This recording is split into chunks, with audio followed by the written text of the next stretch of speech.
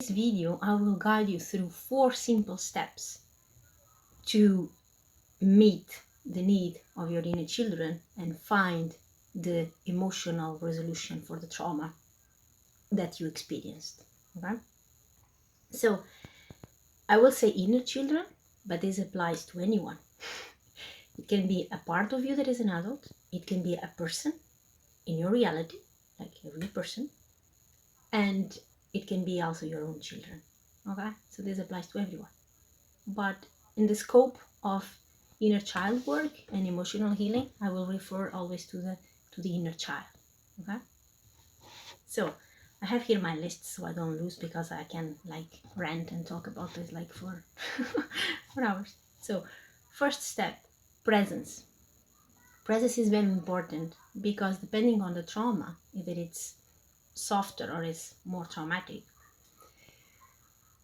you will have to be first in contact with what is before you want to transform that into something else. Of course, you go there with intention to rescue, to change the scenario, to bring relief and so on. But before any of this, you need to be present. And to be present, it's to be acknowledge, it's to acknowledge what had happened, it's to accept, and don't try to change it. For many of you, the most common scenario, it will be a child that is angry, it is sad, it is upset.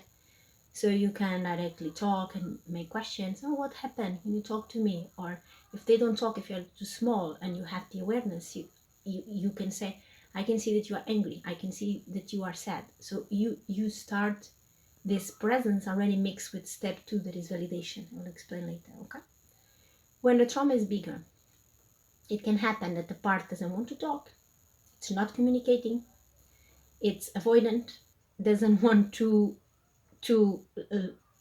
even leave the room or talk with you. So what do? Like, you found this part, and now this part doesn't have any relationship with you, doesn't want to interact with you whatsoever. What do? Here is what you need to build trust again. And to build that trust, you do it through presence. So this unconditional presence, unconditional love, you will offer without trying to change anything. You're just here for as long as it's necessary. But actually, the more intensity you put into this presence, the faster it dissolves, But you do this for as long as it's necessary, without changing them or the circumstances. If you already see, look, you don't need to be there. Imagine that it fell down and it's hurt and you can take it over. Or in my case, I found children, for example, inside of the closet crying. Like, if you actually find a child there, what you want is to pick them up and hug them. But you need to be attuned to the child and to tune in with what that part of you needs. And sometimes you are an adult, they don't even know who you are. And then you just presented yourself in that reality, because this is important to be told. They don't hold a physical body, because we are the physical body, but they still exist. Okay? They are a parallel version of us. They exist in an energetical body, and they exist. So their reality is valid, and we need to approach that knowing that it's a valid reality. Okay? So we offer our presence and understanding. Sometimes this go mixed with step 2, that it's validation. After this trust being built, that you perceive, you sense inside yourself that it's already a connection.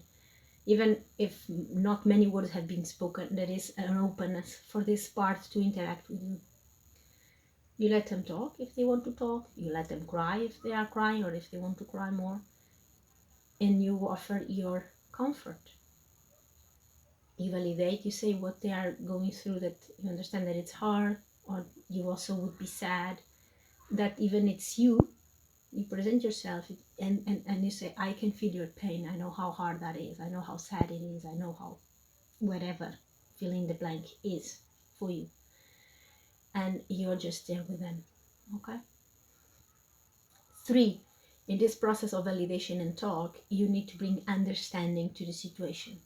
Okay? And this understanding goes through explaining who you are, for example, who you are, what you do, why you were there, When I talk with my parts and I see they are not aware, because I have alters that actually are aware, but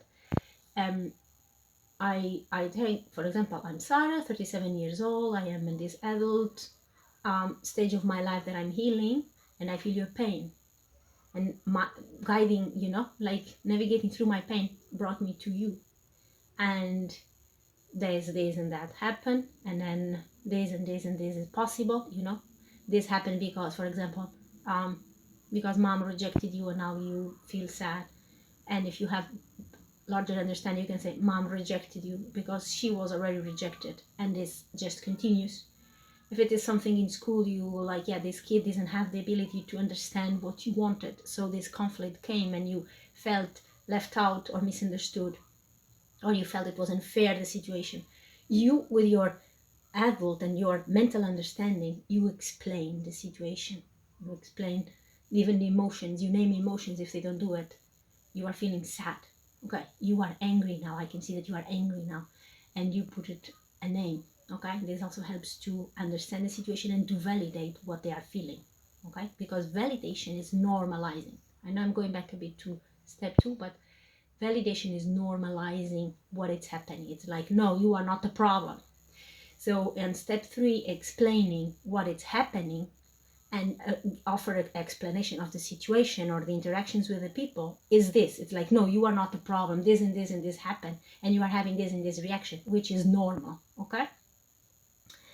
And step 4 is meeting the need.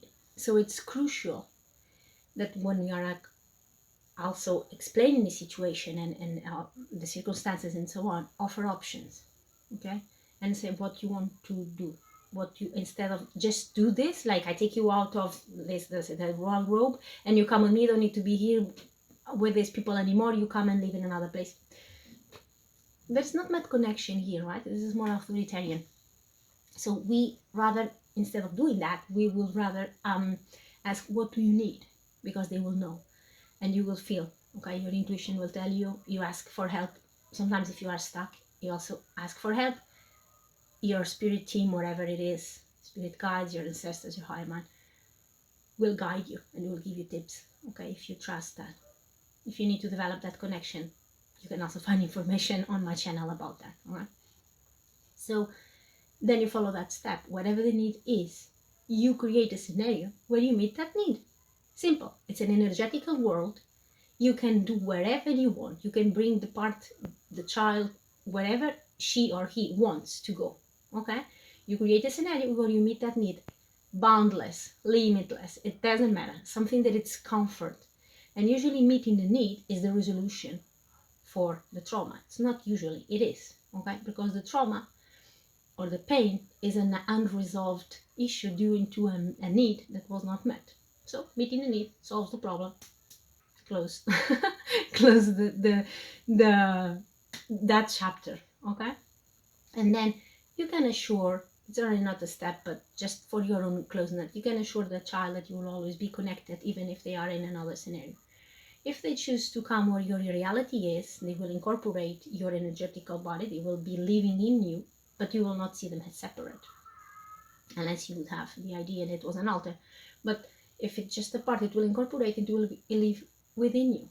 Okay, so you can also, if it is tangible, meet that need in your body. If it is something, I don't know, they wanted to have a candy and they didn't have, you go and buy and treat yourself with a candy. They wanted to go on vacation to a specific place and they couldn't, you go and book those vacations and you go to that place or a similar one that it's available to you. Okay, you take action in the physical world to meet that need if that possibility is available to you. Okay, so thank you, hope this helps.